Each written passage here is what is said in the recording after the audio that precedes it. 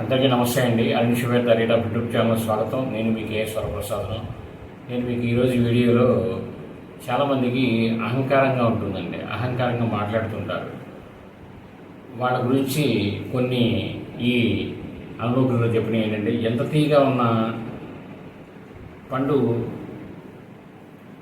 కుళ్ళిపోకుండా ఉండదు, ఎంత బలంగా ఉన్న తుప్పు పట్టాక ఇనుము, ఎంత ఆనందంగా కనిపించినా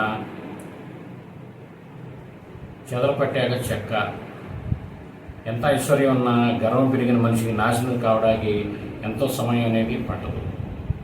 అందుకే ఎదిగిన ఒదిగి ఉండే గుణాన్ని అలవరుచుకోవాలని పెద్దలు తెలియజేస్తున్నారు. అంతే కదండి.